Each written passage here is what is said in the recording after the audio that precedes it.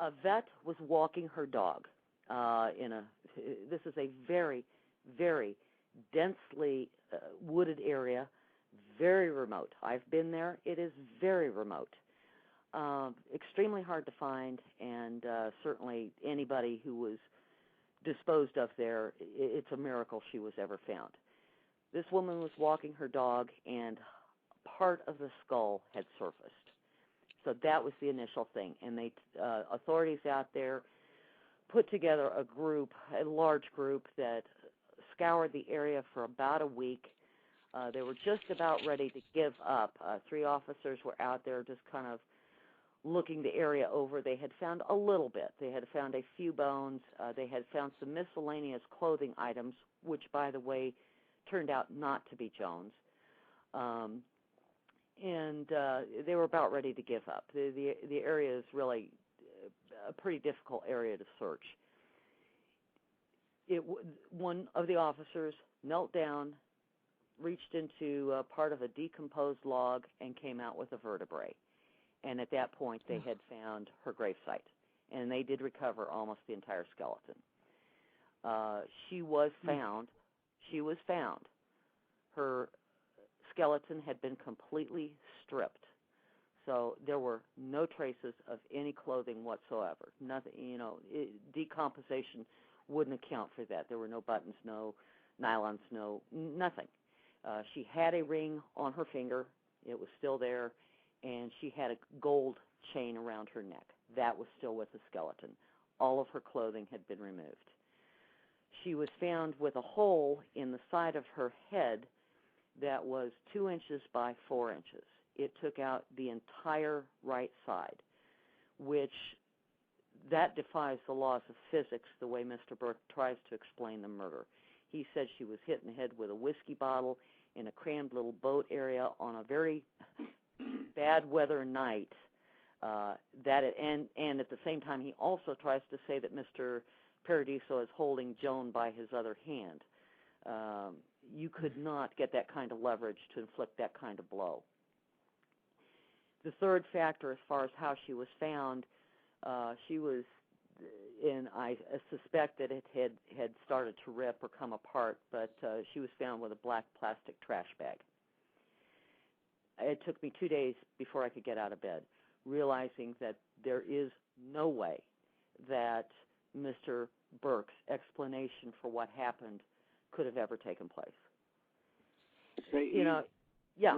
Can I interrupt you just one second? I was thinking about something that we talked about earlier regarding the evidence or Joan's possessions being dispersed, I think was the term. And going to the suitcase, my recollection of what you said is that there was one story that was found at the Greyhound station in Boston, then another story that was found somewhere in New York. Am I correct on that? Yes, you are. Okay, and the New York thing came from Burke's book? It came from Burke's book. That's when I first discovered it. In going back through news articles, I did find one news article after Joan's remains had been found that said the bag had been recovered in New York. And it gave the same explanation. It said it had been transferred there when it hadn't been claimed in Boston. Now, I don't know whether that's how it got there or not, but the explanation that makes sense to me as far as why did that information come out then was the fact that you had new investigators now looking at this case and perhaps answering questions by the press. It's the initial investigative group that I've got the biggest concerns about in this case and why this case was thrown off. I don't know exactly where that bag was found, but we need to know. Well, I'm wondering now, that bag was evidence. At some point, wouldn't they had to have had a chain of custody receipt or some documentation or paperwork? They would have that, but they would have that in murder files that we've still not been able to access yet. And they're citing the fact that the case is reopened and so forth, so there's confidentiality? That's right. Okay, did your lawyer perchance tell you, could this go on indefinitely? Could they kind of keep evidence confidential forever until the case is solved? As long as they classify it as open, yes, they can. That's the law in Massachusetts, that they can deny it on grounds that it's an ongoing case. And kind of ironically, one of the comments was that they didn't want to hinder, they didn't want to intimidate anyone from coming forward as a witness. I'm sure I could run circles around any of the DAs and officers in that office as far as these cases, because I know them. I doubt they're doing anything with it.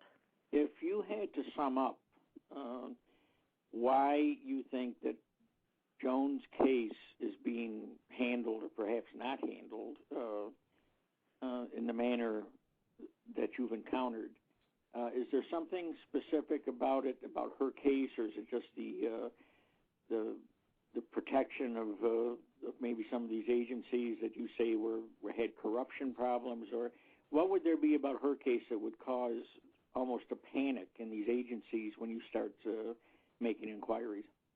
Well, I think from one standpoint, there was so much misconduct by everyone involved in Joan's case. I mean, the documents that we have recovered really show egregious misconduct on the part of, the district attorney's office, the Massachusetts State Police, and even the FBI. And they don't want that to be known. Now, did they, deceive the family, and therefore they don't want the family to know that, they've really botched things up and this isn't really what happened? When people have done things that they're not supposed to do, when they're wrong, they're going to cover it up. And they're going to strike out at someone who is definitely trying to come out and say, hey, this isn't right.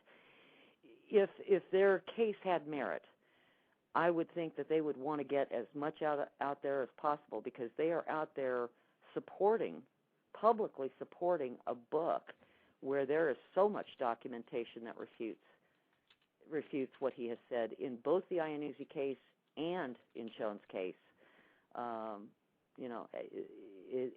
It's mind-boggling.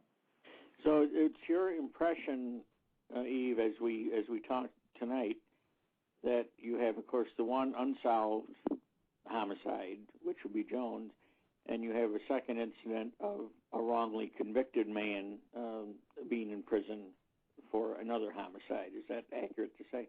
That's accurate to say. Mm-hmm. Wow. No question about it in my mind.